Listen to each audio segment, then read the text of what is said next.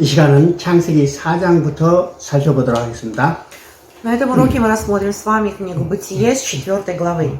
우리 창세기 3장을 통해서 아담이 선악과를 따먹으로 죄가 인간에 들어온 것을 보게 되죠. Мы с вами в предыдущих главах рассматривали о грехопадении Адама, как они, вкусив запретный плод, совершили грех пред Богом. 이제 4장부터는 인간에게 들어온 죄가 어떻게 확산되어 가는 것을 보여줍니다. Мы с вами с 4 главы начнем рассматривать темы, каков стал мир после грехопадения. 이제 4장 4절부터 5절까지 읽어봅니다. Мы с вами прочитаем Бытие, 4 главу, с 4 по 5 стихи. 그래서 4장 4절부터 5절까지를 보면 가인과 아벨이 하나님 앞에 제사를 드렸어요. Мы видим, да, в этих стихах, где говорится, что Авель и Каин, сыновья Адама, принесли приношение Господу. 가인은 땅의 소산으로 제물로 드렸고 아벨은 양의 첫 새끼로 제물로 제사를 드렸어요. Сказано, Каин принесет плодов земли дар Господу, а Авель также принес от первородного стада своего и от тука их. 근데 아벨과 그의 제물은 받으시고 가인과 그의 제물은 받지 않았다고 했습니다. Но сказано также в Писании, что презрел Господь на жертву Авеля, на дар его, а на Каина не презрел. 여기서 이제 중요한 의미를 우리가 보게 되는 거죠. Здесь мы видим очень важное значение. 아벨과 그의 제물은 받으셨다. То есть, да, дар Авеля он принял, 가인과 그의 제물은 받지 않았다. а Каина и на дар его он не презрел. 이건 어떤 의미일까요? Как вы думаете, что это означает? 하나님이 그의 제물을 받으셨다는 것은 하나님 앞에 다시 돌아가게 됐다는 겁니다. То, что он принял Авеля, да, и принял дар, это говорит о том, что он вернулся к Господу, и он принял его. 받지 않았다는 것은 하나님 앞에 다시 돌아가지 못했다는 거예요. То есть, а то, что он не презрел на дар Каина, это говорит о том, что он не вернулся к Богу. 인간의 가장 중요한 문제가 뭐라고 했어요? Какая самая важная проблема у человека? 하나님 앞에 다시 돌아가는 일입니다. То есть, да, какой труд он должен совершить, вернуться к Богу. 그러면 받아줬다, 받아주지 않았다는 이 간단한 의미가 아니라 하나님 앞에 나아갔느냐, 나아가지 못했느냐, 인간의 가장 중요한 문제가 해결됐느냐, 해결되지 못했느냐 이거죠. То есть, да, и это не простые, как бы, да, такие слова принял, не принял. Самое главное, да, здесь проблема в чем заключается? Он вернулся к Богу или не вернулся к Богу? Принял его Бог или не принял его? 그러면 아벨은 어떻게 해서 하나님께 돌아갔을까요? Каким образом Авель вернулся к Богу? 가인은 왜 하나님께 돌아가지 못했을까요? Каин почему не смог вернуться к Богу? 우리가 이 성경 내용을 읽으면 그 의미가 전혀 우리가 나타나지 않죠? Если мы дальше прочитаем этот стих, и мы с вами ничего не откроем для себя. Эти стихи не говорят об этом. 그래서 어떤 사람은 이야기합니다. Некоторые говорят, 양의 서석이 좋은 제물을 드리면 하나님께 돌아가고 땅의 소산을 드리면 좋지 않은 제물을 드리면 못 돌아간다. но некоторые говорят, что если ты принесешь самый лучший дар, да, вот из всех того, что ты имеешь, то тогда Бог примет тебя. А если ты не очень хороший принесешь, значит Бог не примет. 이 말을 극단적으로 이야기하면요, 부자는 하나님께 돌아가고 가는 사람 돌아가지 못한다는 의미가 Вы 되어버려요. понимаете, да, тогда это как бы, да, получается, что если ты богатый, значит ты придешь к Богу, вернешься, а если ты бедный, ты не вернешься. 근데 성경은 어느 곳에서 부자는 하나님께 돌아가고 가는 자는 하나님께 돌아가지 못한다는 말이 없어요. Но в Библии нигде вы не увидите, да, таких слов, что богач вернется к Богу, 오히려 попадет к Богу, 성경은요, а нищий нет. А наоборот, 성경은 부자는 천국에 들어가기가 어려운이라고 이야기해요. наоборот, Библия говорит о том, что трудно богатому войти в Царствие Божие. 그러면 아벨이 왜 돌아가게 됐는가? Почему тогда Авель вернулся? 이게 신약에 드러난 빛을 통해서 우리가 보게 되는 겁니다. Но мы можем действительно в свете веры, да, посмотреть на этот момент. 이것이 히브리서 11장 4절에 이 내용을 해설해 주고 있어요. К Евреям 11 главе 4 стихе, как бы, да, изъяснение вот этого Верно. стиха, этого момента. 히브리서 11장 4절을 보면 아벨은 믿음으로 더 나은 제사를 들고 의롭다 하는 증거를 얻으니 И к Евреям 11 главе 4 стихе мы с вами можем прочитать: «Верою Авель принес Богу жертву лучшую, нежели Каин». 비싼 제물로 드려서 의롭다는 것이 아니에요. Не потому что дорогую самую, да, ценную принес. 그 제사는 믿음으로 드린 제사라는 То есть самое главное, что он верою принес эту 그래서 жертву. 의롭다 하는 증거를 쓰니 의롭다는 곧 하나님 앞에 나아가셨다는 거죠. То есть то, что он стал праведным, это говорит о том, что он предстал пред Богом, вернулся к Богу. 아벨이 드렸던 제물은 어떤 것이요? Тогда вопрос, какой дар принес Авель, какой он был? 이건 양의 첫 새끼입니다. То есть это был первый, да, вот именно агнец. 그러면 양의 첫 생기를 드렸다는 것은 아벨은 무엇을 믿었다는 것을 의미해요? И, значит, понимаете, да, здесь что означает? Во что верил Авель? 하나님께서 창세기 3장 21절에서 가죽옷을 지어 입히시노라. То есть сказано, да, в 3 главе, да, что он сшил одежды кожаные. 가죽옷은 곧 짐승의 죽음을 암시하고 있는 거죠. А кожаная одежда подразумевает, да, смерть животного. 곧 그 짐승은 어린 양이 돼서 십자가에 우리의 벌거벗을 가려주기 위해서 죽으실 예수 그리스도를 계시하는 거예요. То есть животное, да, означает смерть, да, агнца, который умер на кресте за нас, то есть подразумевает Иисуса Христа. 그래서 아벨은 양의 첫 새끼를 드렸다는 것은 이 믿음을 가졌다는 거예요. То есть то, что он принес, как бы, да, вот именно овцу, да, из первую, то это говорит о том, что он имел вот эту вот веру. 다른 말은 뭐하며 먼 훗날 오셔서 우리에게 가죽옷을 입혀주실 예수 그리스도를 믿었다는 거예요. То есть это говорит о том, что он веровал в Иисуса Христа в будущем, да, что он придет и оденет и оправдает их в эти кожаные 예수 그리스도를 одежды. 믿었기 때문에 의롭다는 증거를 얻었으니 곧 하나님 앞에 나가게 됐다는 겁니다. То есть он уверовал в Иисуса Христа, и поэтому это вменилось ему в праведность, и поэтому-то Бог принял его дар. 그래서 아벨은 하나님께 받아주심으로 여자의 후손이 진영이 됐고 가인은 하나님이 받아주시지 않으므로 이제는 뱀의 후손의 진영이 됐어요. И поэтому-то Авель, так как Бог принял его, он стал потомком семени жены, а Каин, так как Бог не презрел на него и на его дар, он стал потомком сатаны. 여기서 벌써 창세기 3장 15절에 이야기했던 두 진영으로 나뉘게 되는 것을 보게 되죠. И здесь вот прямо в 4 главе мы с вами видим разделение, о котором говорилось в 3 главе, что разделится на 2 группы. 자, 4장 8절을 읽어봅니다. Мы прочитаем с вами 4 главу 8 стих. 4장 8절을 보면 가인이 분이 발해서 동생 아벨을 쳐 죽이는 사건입니다. И в 8 стихе здесь совершено первое убийство человека, то есть Каин убивает своего брата Авеля. 그러면 여기서 이 아벨이 가인으로부터 죽임을 당하는 사건은 성경의 첫 번째 나오는 살인 사건이죠. То есть это есть первое, да, убийство, да, совершенное человеком в Библии. 근데 이것은 Сотворение мира. 단순한 살인 사건이 아니라는 사실을 알아요. Но мы с вами должны понимать, что это было непростое убийство. 성경은 신문 기사가 아니라고 그랬죠. Мы говорили о том, что Библия, да, то есть мы должны понимать, что Библия это не новости газетные. 만약 신문 기사라면요, 여러 살인 사건 중에 한 사건이라고 생각할 수 있지만은 성경은 신문 기사가 아니라 하나님의 구속서예요. То есть это план спасения, да, это Библия, это не газетные, да, вот эти заметки, то тогда, наверное, в одной из этих новостей было бы озвучено вот это вот убийство. 그러면 이 사건이 구속사에서 어떤 의미가 있는가를 봐요. И мы с вами тогда вот это событие должны рассмотреть именно в плане спасения, да, то есть как это играло роль, какую 그것을 сыграло. 알기 위해서는 창세기 3장 15절로 다시 돌아가야 합니다. А для этого мы с вами должны вновь вернуться к 3 главе 15 стиху. 창세기 3장 15절 우리가 다시 이제 정리해 봅니다. Мы с вами еще раз как бы, да, обратимся к этому стиху 15.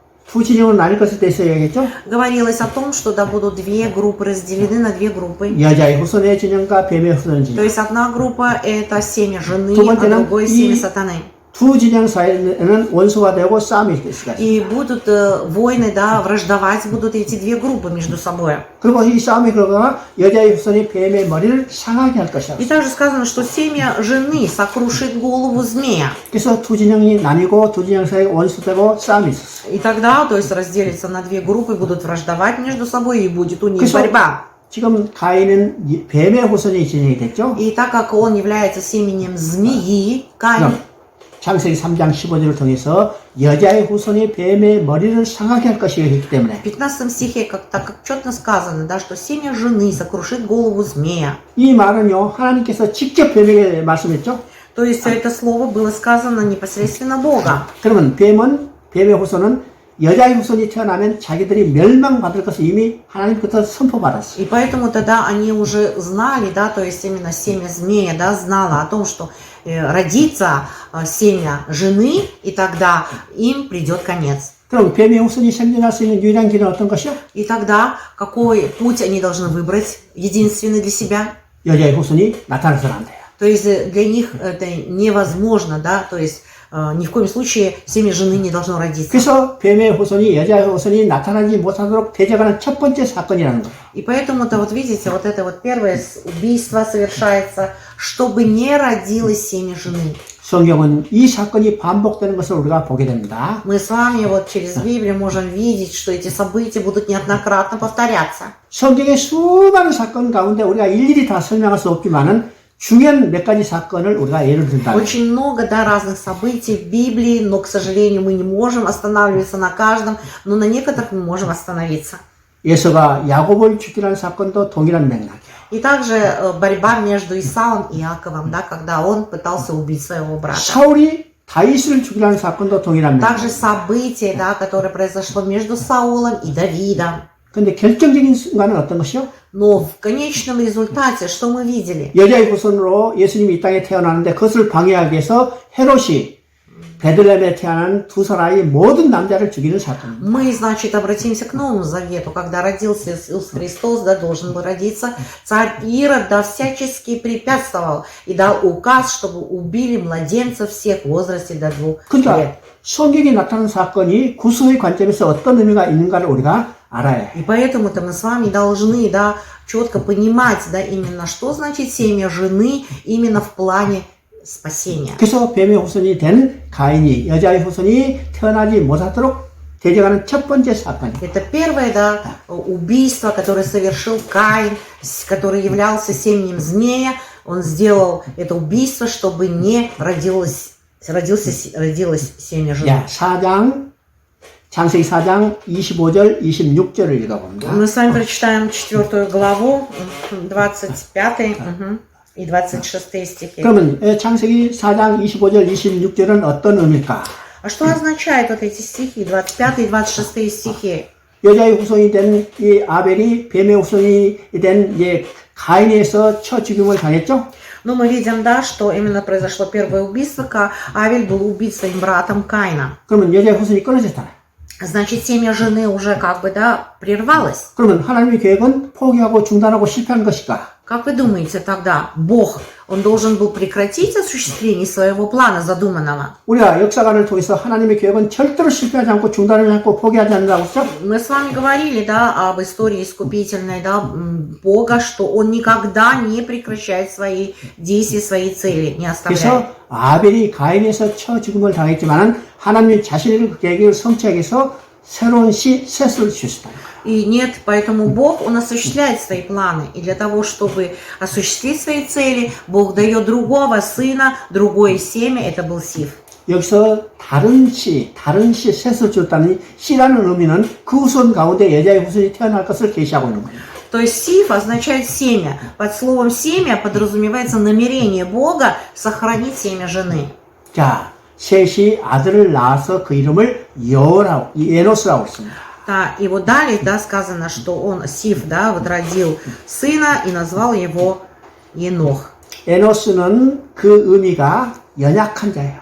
То есть, да, имя означает слабые. 자, 질그릇같이 부서지기 쉬운 존재. То есть он такой вот как, ну, слабый и хрупкий, как глина, горшок из глины. 또 다른 의미는 병들어서 아무것도 할 수 없는 거예요. И также означает это Енох, да, то есть имя еще означает, что больной, в болезнях, да, не может ничего делать. 그러면 하나님은요, 강하고 튼튼한 후손을 줘야 할 것 같은데 에노스 같이 연약한 자, 병들어서 아무것도 할 수 없는 그런 자를 주셨어요. Казалось бы, нам, если он Бог, он должен дать такое здоровое, крепкое семя, но он именно дает вот этого Еноха, да, который очень слаб здоровьем, немощен. 왜 그런 자를 줬을까요? Как вы думаете, почему? 자기 힘으로는 아무것도 할 수 없기 때문에 하나님만 의지하는 거예요. Так как он немощен и да, болен, он не может опираться на свои силы, и поэтому вынужден опираться на Бога. 그래서 그때 사람들이 여호와 이름을 불렀다고 했어요. И вот сказано, что с этого момента люди стали призывать имя Бога. 여호와 이름이라는 것은 구원의 하나님을 찾는 겁니다. То есть, да, они стали призывать имя Иеговы, то есть имя Спасителя. 하나님은요, 저와 여러분을 불러서 하나님의 백성으로 삼으시고 하나님의 일꾼으로 삼으셨어요. Бог призвал нас с вами. Он не только нас призвал, Он сделал нас чадами своими, Он нас сделал служителями. 우리가 세상에서 내놓을 만한 어떤 것이 있어요? Что мы можем вообще показать миру? 세상으로 볼 때는 정말 연약하고 부족한 자들. Но в глазах мира мы очень немощные и никчемные. 하나님은 이런 우리들로서 하나님의 역사를 이루어 가신다는 사실. Но мы должны понять ту истину, что Бог использует именно таких, как мы с вами, и совершает свою историю спасения. 자, 창세기 4장 16절을 읽어봅니다. Мы прочитаем с вами 4 главу 16 стих. 자, 여기는 굉장히 중요한 의미가 있죠. Здесь очень важный смысл сказано здесь. 자, 여기에 가인이 이름이 나는데 가인은 어떤 것인가? 하나님을 앞을 떠났다고 그러죠. И вот посмотрите, здесь говорится о Каине. И сказано, что пошел Каин от лица Господня. 인간의 от 가장 Господа.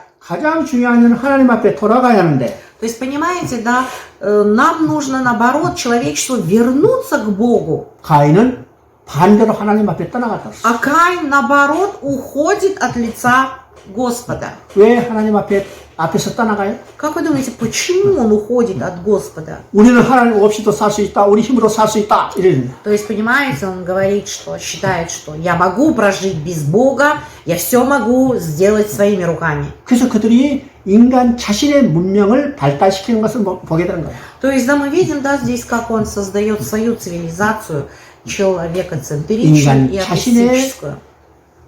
힘으로 자신의 문명을 발전시키는 것은 하나님 그를 흩어버린다는 사실을 알아요. То есть здесь мы должны понимать с вами, да, что он надеется, опирается на свои человеческие силы и не принимает силу Божью. 결정적으로 на타난 것이 11장의 바벨탑 사건이죠. Ну и в результате что мы видим?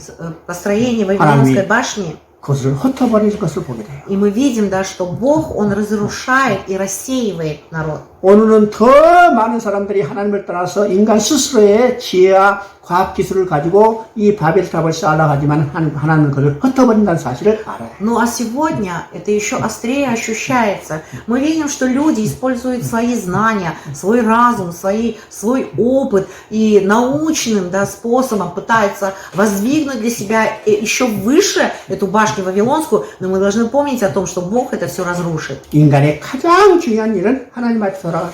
И самая главная работа, важная работа для человека – это вернуться к Богу. 자, 5장 1절 읽어봅니다. Мы с вами прочитаем 5 главу, 1 стих. 자, 5장 1절은 한번 읽어봐요. Вот родословие Адама. Когда Бог сотворил человека, по подобию Божью создал его. 자, 이게 아담의 족보가 나오는 거죠. Здесь говорится о родословии Адама. 그리고 이제 아담의 족보는 이러하니라 아담의 족보가 쭉 나온 다음에 29절을 보니까 노아 이름이 나와요. Вы знаете, вот здесь вот перечисление идет, кто кого родил и так далее. В 29 стихе мы видим имя Ной. 그러면 5장 전체는 족보이기 때문에 이름만 쭉 나열되어 있죠. Ну и так как это родословие, сами понимаете, здесь упоминаются имена только лишь.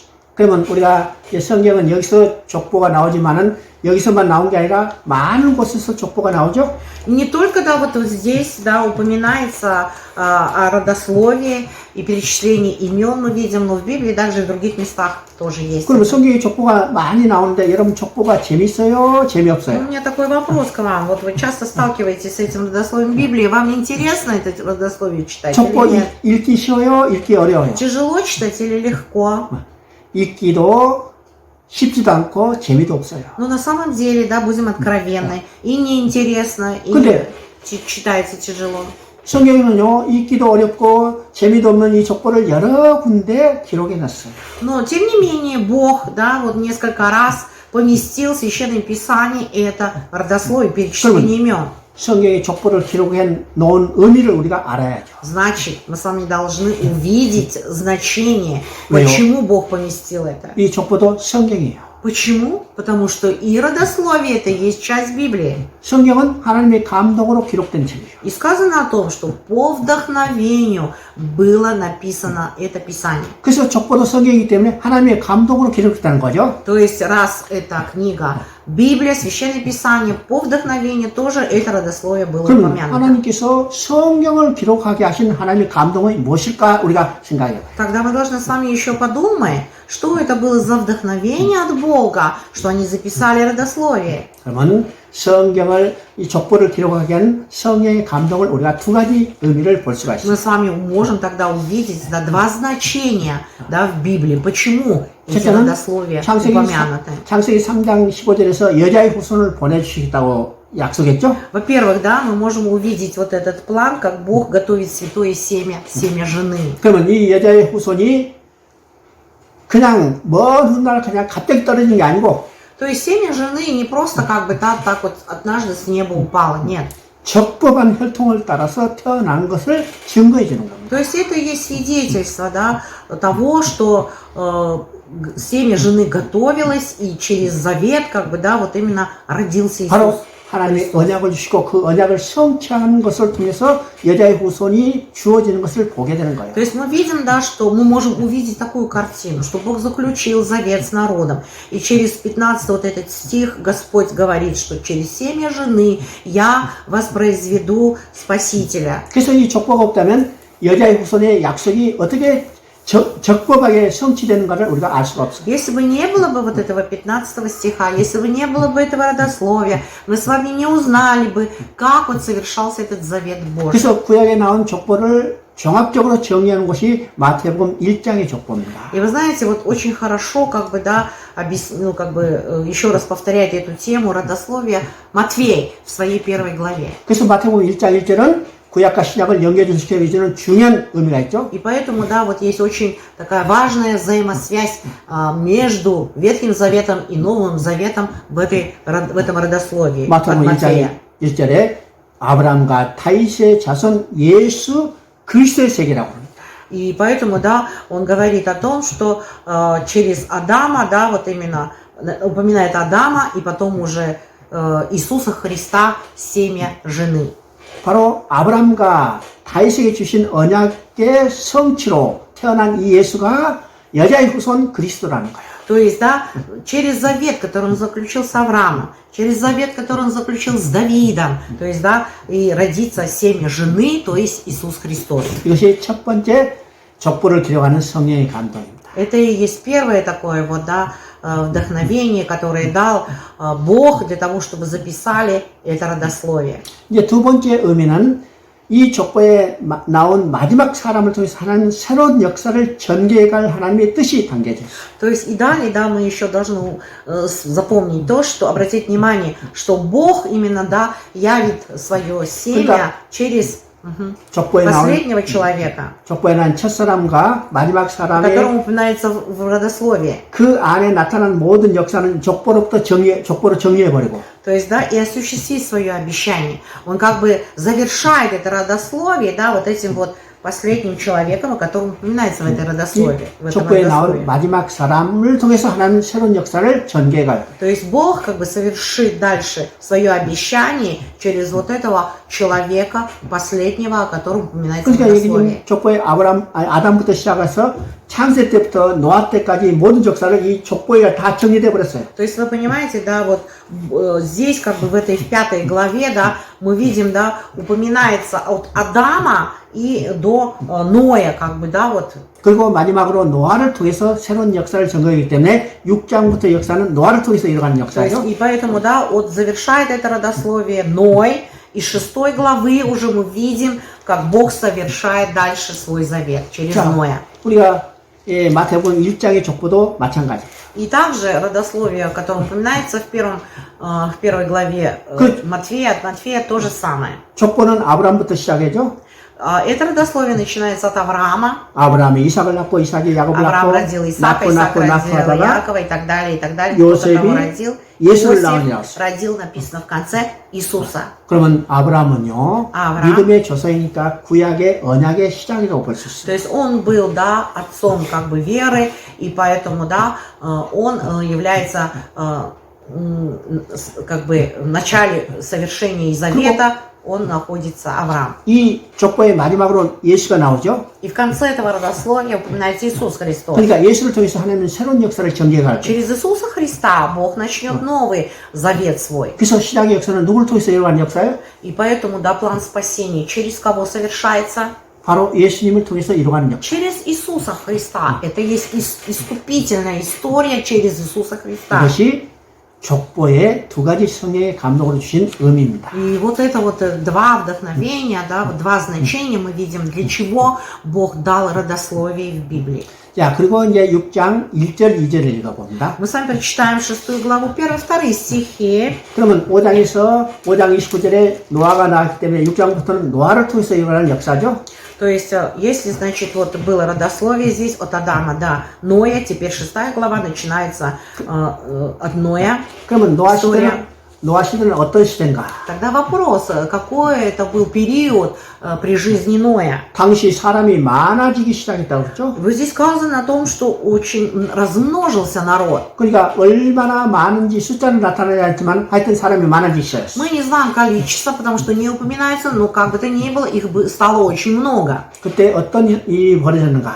И какие события происходили? в это 하나님의 время? 아들들이 사람의 딸들의 아름다움을 보고 자기가 좋아하는데 아내를 취했다. И вот сказано, что сыны Божьи увидели красоту дочерей человеческих и стали их брать в жены.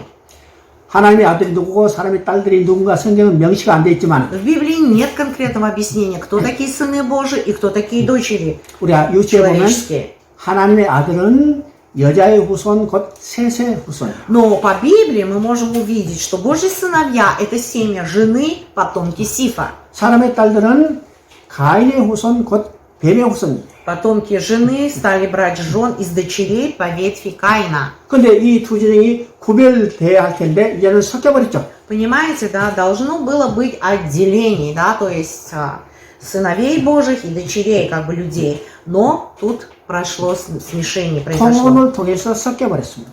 Произошло вот это вот интимное соединение. 그래서 결과적으로 어떻게 되냐? 세상에 악이 가득했다고 И 했습니다. в итоге, что мы видим, Библия говорит, что земля стала полна зла. 악이 Наполнена злом. 이 악이 가득했다는 표현은요, 발 디딜 틈도 없이 꽉 찼다는 거예요. То есть, понимаете, да, наполнилась земля злом. Это говорит о том, что яблоку негде было упасть. 자, 여기서 사단이 창세 이래 사용했던 전술이 무엇인가를 우리가 봐야 합니다. И здесь должны мы с вами увидеть, да, вот именно, что, да, должно произойти. 이 전술은 계시록까지 완전히 하나님에 의해서 심판받고 멸망받을 때까지 계속 사단이 써온 전술이라는 사실. Мы с вами должны увидеть, да, действие сатаны на протяжении всей Библии. До последней книги Откровения об этом говорится. 첫째는 Первое. 유혹입니다. Это искушение и соблазн. 어디서 나타났어요? Откуда оно произошло? 어디서? Откуда? 창세 때 에덴 동산에서. Это произошло в Бытие, мы читали с вами в Эдемском саду. 사단이 뱀을 통해서 하와를 유혹했죠. Через змею. Вы помните, да? Он 먹어도 죽지 искушал Еву. 아니하리라. Вкусите, не умрете. 먹으면 눈이 밝아지고 하나님을 되리라. А вкусите, откроются глаза, и тогда будете как боги. 얼마나 달콤한 유혹이요? Какое это сладкое искушение. 이것이 첫 번째 사단의 전술 유혹입니다. Вот это вот первая вот эта стратегия сатаны искушения. 두 번째 전술은 А второе, 사장이 나타나죠. появляется сатана. 가인이 아벨을 쳐 죽이니라. То есть, да, мы видим, что Каин убил Авеля, своего брата. 이거는 살인이요, 핍박이요, 이게 폭력이에요. То есть, это, видите, да, мы видим, что нападение это, да, и 오늘 убийство. 폭력. 오늘도 이 교회를 얼마나 핍박해요? И сколько, да, вот именно церковь сейчас подвергается этим гонениям. 자, 이것이 사단이 쓰는 이 두 번째 전술이죠. Но мы видим, да, что вот это вот вторая стратегия сатаны. 세 번째는 지금 6장에 나타난 것처럼 두 진영이 섞여버린 거, 혼합돼 버리는 거. И третье, да, мы видим, да, вот сейчас произошло смешение. 하나님의 아들들과 사람의 딸들이 섞여버렸어요. Божьи, да, сыновья смешались с дочерьми, да, земли. 오늘도 사단은요, 세상과 교회를 분별을 내지 않도록 섞여버리는 거예요. И вот сегодня тоже сатана, да, делает все возможное, чтобы смешать, понимаете, да, чтобы не было вот этого четкого разграничения, разделения. 오늘 교회의 모습을 보시죠. 세상인지 교회인지 구분이 안 돼. Вот и посмотрите на сегодняшнюю церковь. Секуляризация такая уже вот, да, активная пошла. Непонятно, это церковь или это просто 예, общество. 사단이 창세 이후에 지속적으로 썼던 전술이라는 사실을 알아야 합니다. И мы с вами должны понимать, да, что это от начала сатана уже имел такую стратегию. 결과적으로 섞여서 세속화되고 타락이 됐어요. И поэтому происходит вот эта секуляризация и развращение, то есть отвержение от Бога. 악이 세상에 꽉 찼다. И земля, она наполнилась злом. 악이 세상에 꽉 찬 그 모습을 본 그것을 보고 누가 걱정할까? И когда, да, вот это зло наполнилось, кто будет беспокоиться об этом? 그 악 속에 갇혀 있는 인간은 그 악인지 뭔지 구분도 안 되죠. Человек, который находится, да, вот в этой секуляризации, развращении, он не видит, зло ли это или что. 근데 그것을 본 하나님은 마음이 걱정해요. Но Бог, который видит, да, со стороны все это, душа его скорбит. 야, 큰일 났다. 내 거룩한 백성이 하나도 없어지겠네. Да что же это такое? Нет ни одного моего святого народа, нигде я не нахожу. 그래서 하나님은요, 이 악이 가능한 이 세상 가운데서 하나님의 거룩한 백성을 건져내고. И поэтому-то Бог хочет выдворить вот этот народ свой святой из этого зла. 하나님은 타락한 가운데도 남은 자를 계속해서 건져내서 구원하신다는 사실. Несмотря на это развращение, Бог не теряет надежды, Он продолжает совершать план спасения своего остатка, своего избранного народа. 그래서 노아를 부르시고 노아를 하여금 방주를 짓게 하는 겁니다. И поэтому-то Он призывает Ноя, своего человека, и побуждает его строить корабль, ковчег. 자, 그리고 6장 3절을 보니까 너희 날들이 120년 되리라고 해요. И далее в 3 стихе сказано, да, что ваши дни будут 120 лет. 그래서 이제 어떤 사람은요, 야, 120년이니까 인간의 수명이 120년이구나 이렇게 생각하는 사람도 있어요. Ну, некоторые, да, вот как-то, ну, восхищаются и думают, ого, 120 лет дней жизни человека. 여기요, 인간의 수명이 120년이라는 말이 아닙니다. Здесь не имеется о человеческом возрасте. 성경은 어느 곳에도 인간의 수명이 몇 년이라고 명시된 곳이 없어요. Нигде не сказано, да, в Библии вообще вот конкретно о человеческих годах жизни. О 여러분, человеческом, да. 성경을 읽다가 인간의 수명이 몇 년이라고 명시되고 있다면 찾아서 나한테 연락해 주세요. Но если вот вы прочитали, найдете в Библии, вот напишите мне, позвоните мне, где вы увидели, что сколько вот дней. 왜 인간의 수명이 몇 년이라고 명시되지 않았을까요?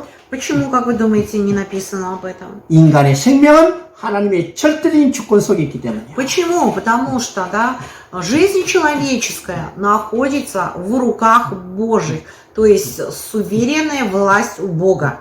태어나자마자 죽은 사람도 있어요. Есть же люди, которые тут же рождаются и умирают. 성경에 나오는 무두슬라처럼 969년 동안 사는 사람도 있어요. А есть и также и человек, который прожил и до 900 лет. 오늘 우리도 오늘 갈지 내일 갈지 몇 년 더 살지 아무도 모르죠. Понимаете, да, никто из нас не знает, сколько он проживет на земле. Может быть, завтра умрет. 인간의 수명은 전적으로 하나님 주권 속에 И 있다. поэтому продолжительность, да, вот именно жизни человека находится в руках Божьих. 그러면 여기서 너희 날이 120년이라는 것은 어떤 의미일까요? Тогда что означает эти 120 лет? 하나님은 지금 악이 가능한 것을 보고 당장이라도 홍수를 보내서 심판할 수 있어요. То есть это говорит о том, что увидев это зло, Бог именно, да, хочет навести потоп тут же и спасти народ. 성경을 통해서 나타난 하나님의 마음은 어떤 것이라고 했어요? Тогда сердце Бога какое в Библии? 심판의 목적이 아니라 구원의 목적이 있어요. Цель не в суде заключается, а цель заключается в спасении. 그러면 당장이라도 심판할 수 있는 하나님께서 120년이라는 회개하고 돌아올 공일의 시간을 주십니다. Понимаете, да, вот у него цель спасения, не суд. Поэтому он дает 120 лет для того, чтобы люди вразумились, образумились и покаялись, вернулись к Богу. 이게 성경을 통해서 나타난 하나님의 마음이에요. Это и есть сердце Бога, которое открывается в Библии. 자, 예수님이요. 사도행전 1장을 보면 승천하시면서 제자들에게 말씀하세요. И в Деяниях святых апостолов, да, Иисус обращается к ученикам своим, возносясь. 너희가 내가 올라간 그대로 다시 오는 것을 보리라. И он говорит, вы увидите, да, меня так же, как я восходил, и так же я вернусь к вам. 그래서 초대교회 성도들은요, 예수님이 금방 오실 것을 기대하며 살았어요. И поэтому, да, первоапостольские, да, верующие христиане, они жили этой надеждой, что вот-вот явится Христос. 근데 예수님 다시 오셨어요? 오시지 않았어요? Вернулся он в то время или нет? Возвратился ли или нет? 아직 다시 오시지 И до 않았어요. сих пор он еще не вернулся. 얼마가 지났는데 И прошло некоторое время. 예수님이 그 말씀하시고 승천하신 후로 2000년이 다 돼가지만 아직 오지 않았어요. 2000 лет прошло с того момента, с того события, но еще Иисус Христос не вернулся. 그러면 예수님이 왜 다시 아직 안 Как вы 오셨을까요? думаете, почему Иисус Христос еще не вернулся? 예수님의 초림은 구원하시기 위해서 오셨어요. И второе пришествие, да, вот именно оно.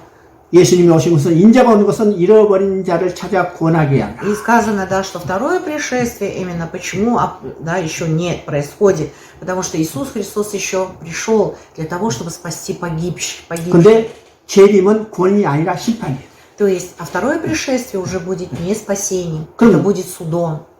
재림하시기 전까지 하나님은 뭘 원하세요? 모든 사람이 회개하고 돌아오기를 Поэтому 원하십니다. до вот этого пришествия, до совершения суда, чего желает Бог? Бог желает, чтобы как можно больше людей покаялось и вернулось к Нему. 그래서 그 시간을 오랜 기간 동안 돌아오고 회개하고 돌아올 공의의 시간을 주신 И 거죠. поэтому Он дает вот это вот время, долгое время для того, чтобы люди образумились и покаялись, вернулись к Богу. 그래서 오늘이 구원받을 날이요 은혜의 때라는 거예요. И поэтому вот это вот время спасения сегодня называют временем благодати. 드디어 홍수가 임하고 이제 방주에 들어간 노아의 8가족만 구원받은 겁니다. И в итоге, как бы, да, наводит Бог на землю потоп, и Ной строит этот ковчег, и попадает всего лишь 8 душ. 그럼 방주는 뭘 의미해요? Что означает тогда вот этот ковчег? 방주에 들어간 자는 구원받았어요.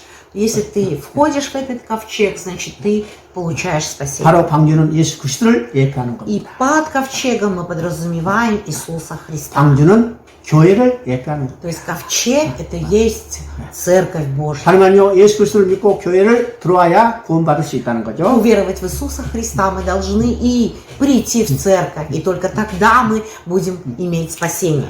자, 9장을 한번 봅니다. Мы посмотрим 9 главу. 20절, 21절 한번 읽어봐요. Ага.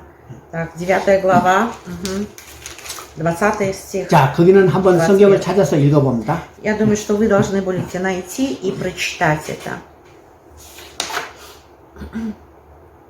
Какое? 네, 읽어봐요. 네. 9장 20절, 21절. 20 стихи. «Но и начал возделывать землю, и насадил виноградник. И выпил он вина, и опьянел, и лежал обнаженным в шатре своем». 자, 9장 26절. И 26 стих. «Потом сказал, благословен Господь Бог Симов, Ханаан же будет рабом ему». 자, 우리가 이제 성경 석절을 읽었는데 이거 다 읽어야지만 우리가 이제 석절만 추려서 읽었어요. Мы с вами должны были прочитать бы как бы все, да, но мы прочитали, 그러면 да, 이것이- вот обратили через 3 главы. 이것이 어떤 의미인가를 생각해 봅니다. Мы с вами должны, да, понять, уяснить, что это означает.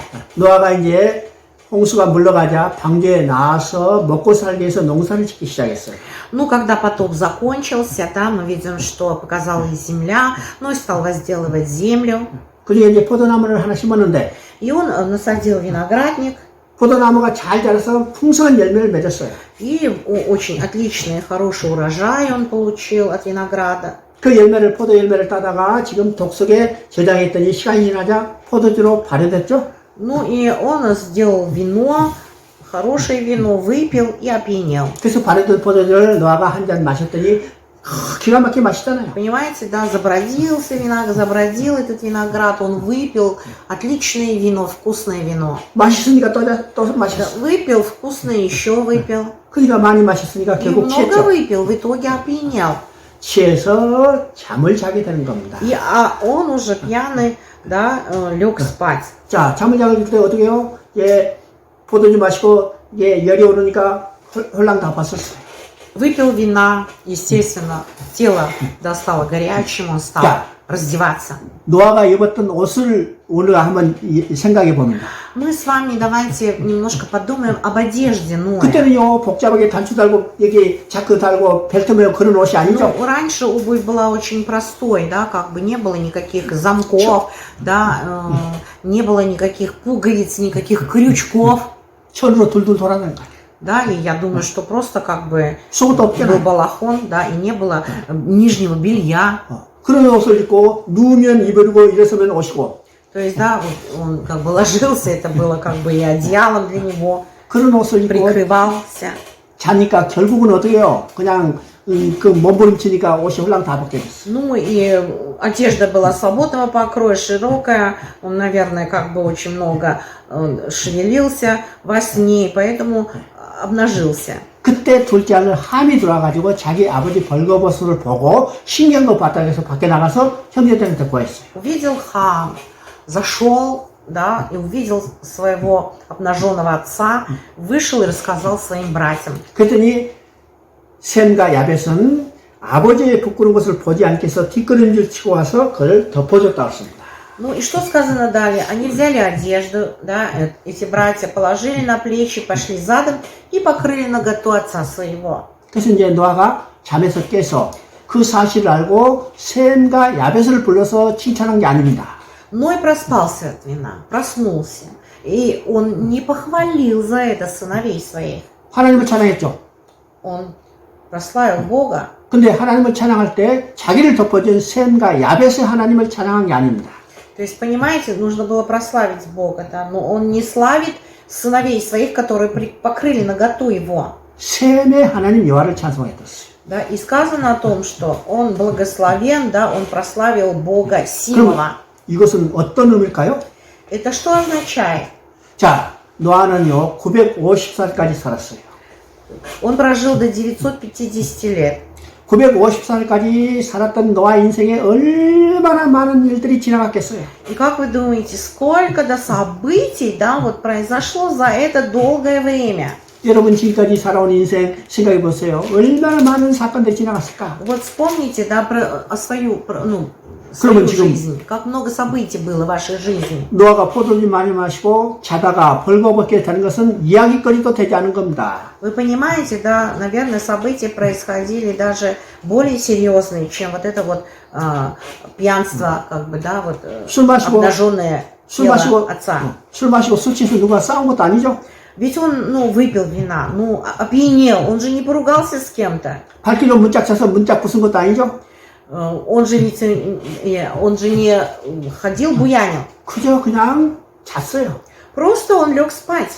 벌거벗은 것은 옷이 그렇게 됐기 때문에 별 수 없는 거예요. Вы понимаете, да, а то, что он обнажился, одежда была такая. 근데 이것을 성경에 기록해서 성경을 읽은 모든 사람이 노아가 벌거벗은 것을 알게 된 거예요. Но дело в том, что через это стих, то 그러면 есть 여기 через это событие все люди узнали 어떤 의미가 있어요? об обнаженном Ное. 여기서 핵심은 Что это означает? 벌거벗었던 데 있어요. Понимаете, мы должны акцент сделать на обнажение. 그래서 성경의 벌거벗은 개념은 중요한 의미가 있죠. То есть, да, когда мы говорим о наготе, мы понимаем, что это очень важный и серьезный вопрос. 노아는 두 번째 인류의 시조라고 할 수 있어요. 두 번째 인류의 시조, 조상. То есть Ной, как бы, да, является вторым человеком, да, вот именно, родоначальником. 첫 번째 인류의 조상은 아담이죠. Первый родоначальник – это Адам. 아담이 위에서 내려오던 인류는 홍수로 인해서 다 멸망받고 노아의 8가족만 남았어요. То есть, вот потомки, как бы, да, Адама, все умерли, да, в потопе. Только сохранился Ной и его семья. 앞으로 인류는 노아의 세 아들로부터 번성하기 시작하는 거예요. Дальше, значит, все человечество погибло, и теперь уже, да, размножение пойдет через сыновей Ноя. 노아는 아버지니까 그게 가장이죠. То есть, Ной, он был главой семейства. 그래서 노아를 두 번째 인류 시대라고 말할 수 있어요. И поэтому мы можем сказать, что Ной это есть второй 그러면 родоначальник. 노아도 Да, 지금 벌거벗었어요? человечества. Хорошо, Ной обнаженный. 그러면 첫 번째 인류의 조상 아담도 벌거벗었어요. Если Ной обнаженный и Адам обнаженный, 그럼 벌거벗었다는 것은 어떤 의미가 있어요? тогда что это означает? Нагота. 죄 지은 인간의 모습이 바로 벌거벗었어요. Понимаете, да, вот именно греховность человека. 그러면 Когда человек ногой, то есть это означает, что человек грешен. 그러면 노아도 지금 벌거벗었다는 것은 아담 이후 모든 인간은 다 벌거벗은 자 죄인이라는 거죠.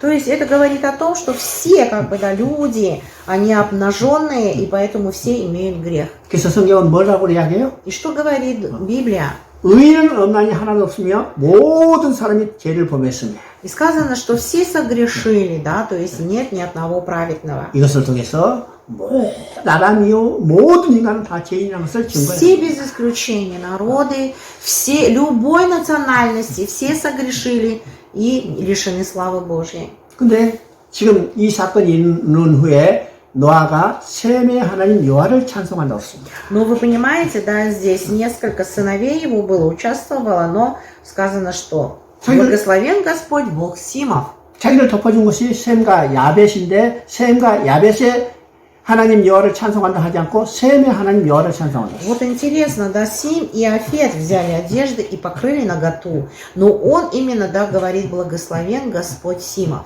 이 의미는 노아에게 선지자의 영을 주셔서 셈의 후손 가운데 여자의 후손이 태어나서 인류의 죄 문제를 가려줄 것을 증거하는 겁니다. То есть это, да, свидетельство того, что Ною, да, как бы, Ной пророчествует, что через Сима, через его родится семя жены, да, который будет спасителем всего человечества. 그래서 11장을 보면 셈의 족보가 나오고 그 마지막에 아브라함이 등장하는 것을 보게 되죠. И поэтому в 11 главе мы видим, здесь говорится о родословии Сима, и далее, как бы, да, вот именно кто родится. 그러니까 이런 да. 족보들이 다 어떻게 여자의 후손이 어떻게 연결돼서 태어나는 것을 보게 되는 겁니다. И через эти вот родословные, да, которые упомянуты в Библии, мы можем видеть вот именно как родилось семя жены.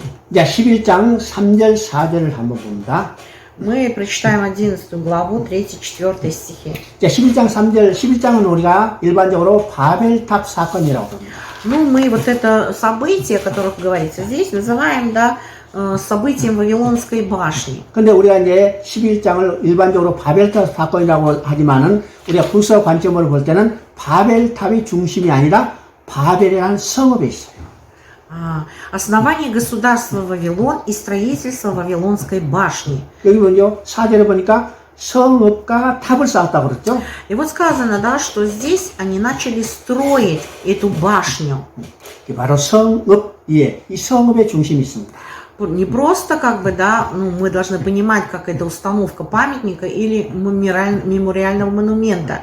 그러면 고대 국가는 어떤 형태인가? 한 성읍이 한 나라였어요. Здесь имеется в виду, что созидается царство. Тогда вопрос, то есть, да, каким это государство было, Вавилон? 그러면 성읍을 건설한다는 것은 한 나라를 건설하는 거죠? То есть, да, строительство башни подразумевалось строительство государства. 그 나라를 건설하고 그 나라의 백성들을 정신적으로 결집시키기 위해서 상징적으로 탑을 세우는 거예요. То есть, понимаете, да, и именно мы понимаем, что государство и на территории, как бы, да, этого государства строилась эта башня. 그 탑이 바벨탑이고 То есть, эта башня и называлась 이 Вавилонской. 바벨탑을 쌓는 것을 통해서 이 바벨의 나라의 성격이 어떤 것인가를 드러내는 겁니다. И через строительство этой Вавилонской башни говорится о характере, да, этого царства, которое называлось Вавилон. 그러니까 이 바벨의 나라의 성격이 어떤 것인가를 바벨탑을 쌓는 것으로서 드러내는 거예요. Через строительство вот этой Вавилонской башни мы можем узнать характер этого города, царства. 3절을 보니까 바벨탑을 쌓을 때 벽돌로 돌을 대신하고 엽청으로 진흙을 대신했다고 이야기해요. И сказано, что они строили из кирпичей, да, обожженных огнем, и эти кирпичи были, да, у них вместо камней, и смола была вместо извести. 그들이 바벨탑을 쌓았더라 이렇게도 알 수 있고 그 다음에 조금 더 구체적으로 하면 벽돌과 엽청으로 바벨탑을 쌓았다 해도 되는데 벽돌로 돌을 대신하고 엽청으로 진흙을 대신한다고 이거 구체적으로 이해했을까요? Да.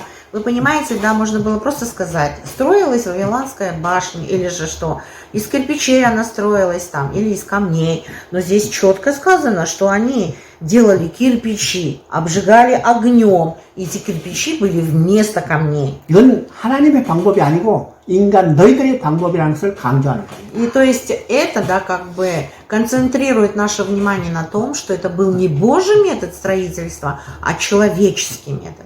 하나님이 하나님 나라를 세울 때는 하나님이 하나님 방법으로 세우는 거예요. То есть, когда Бог созидает царство, Он созидает его по своему методу. 그래서 다니엘서 2장 44절 45절을 보면 하나님이 어떤 방법으로 하나님 나라를 건설하는가를 보여주고 있어요. И поэтому в книге пророка Даниила во 2 главе мы с вами читаем, да, как устраивается Божье Царство. 거기 보면 여러 왕의 시대에 하나님께서 한 나라를 세우시니 이거죠. И там, да, сказано о том, что руками, как бы, да, многих людей строилось. 그 나라는 누구를 통해서 세울까? Через кого, как бы, строилось? 산에서 Это царство. 45절을 보면 산에서 손을 대지 않은 한 돌이 나와서 그랬어요. Во 2 главе 45 стихе сказано, камень был отторгнут от горы, не руками. 이건 바로 손을 대지 않은 자연 그대로죠. То есть, понимаете, да, не прикасалась рука к этому камню, это природным образом, естественно. 그 돌은 곧 누구를 의미하냐? 반석이신 예수 그리스도를 의미해요. То есть камнем, под камнем мы подразумеваем Иисуса Христа. 그래서 십계명을 보면 여기 출애굽기 20장을 보면 토단을 쌓을 때도 자연돌로 쇠망치를 대지 않은 자연돌로 쌓고 지름을 발라 쌓으라고 했습니다. И также в исходе книги, да, в 20 главе мы видим, да, что Господь повелевает народ строить именно из природных материалов, не обтесанных камней. 이것이 하나님 방법이에요. Это и есть Божий метод. 근데 지금 인간들이 바벨탑을 쌓을 때 벽돌로 돌을 대신하고 역청으로 지름을 대신했다. Вы понимаете, а здесь как бы земляную смолу они использовали вместо извести. Кирпичи, обожженные огнем, они использовали как камни. 이것은 인간이 하나님의 방법이 아니라 인간 너희들의 방법이라는 거예요. И Бог как бы четко говорит, это не мой Божий метод, это ваш человеческий метод. 그럼 바벨이라는 나라는 어떻게 세워진 나라요? И каким образом созидалось это вавилонское государство?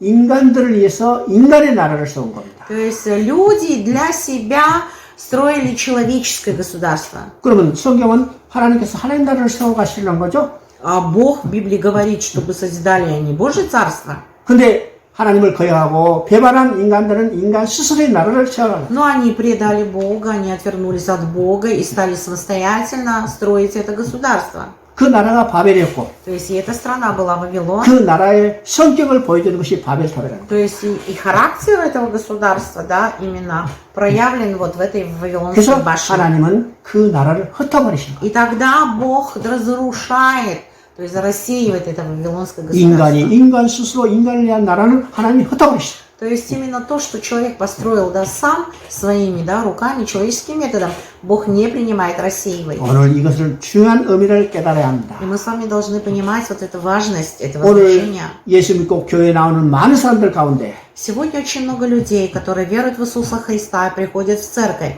예수 믿는다 하고 하지만은 실제로 자기 안에 자기가 다스리는 자기 나라를 세워가려는 사람들이 얼마나 많은가요? Они говорят, что они веруют в Иисуса Христа, а в сердце своем они строят, созидают свое государство.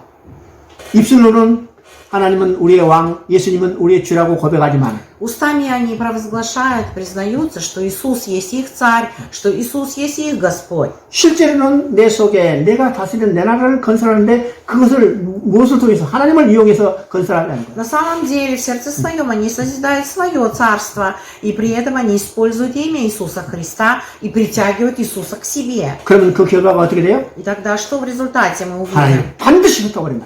Бог обязательно это все разрушит. 그러면 내 안에 어떤 나라가 건설돼요? И тогда в моем сердце какое царство должно созидаться? 하나님이 통치하는 하나님 나라가 Именно 건설돼요. то царство, где управляет и руководит всем Бог. 그래서 인간이 건설하는 인간 나라는 하나님이 흩어버리시고 И Бог, да, мы видим, разрушает и рассеивает то царство, которое построено 하나님은 человеческим 하나님 методом. 나라를 건설하기 위해서 이제는 한 사람을 부르신 거예요. И тогда Бог призывает одного человека для того, чтобы заседать свое Божье царство. 그가 누구냐? 여자의 후손으로 오실 그거에다- 예수 그리스도를 통해서 건설하겠죠. И это семя жены, которое родится, это есть Иисус Христос, через него Он созидает Царство 그래서- Божье.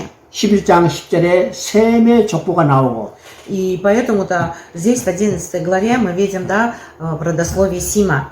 26절에 보면 셈의 후손 가운데 아브라함이 나타나는 것을 보게 돼요. И далее мы с вами видим, да, что родится в 26 стихе Авраам. 그래서 12장에부터는 아브라함을 벌써 아브라함의 약속을 주시고 그 약속을 성취해가는 하나님의 역사를 기록하는 겁니다. И далее, да, с этого момента об Аврааме, о том, как он его выдворяет с той земли, где он жил, и совершать свой, дальше продолжать совершать свой план спасения. 자, 이 시간은 여기까지 하고 Мы закончим сегодня на этом. 내일 하나님께서 Завтра. 12장에서 아브라함을 불러서 아브라함을 통해서 이루어가신 하나님의 역사를 보게 될 겁니다. Мы завтра с вами начнем с 12 главы и увидим, каким образом Бог призывает Авраама и использует его в своем плане спасения. 여러분 수고했습니다. Спасибо вам.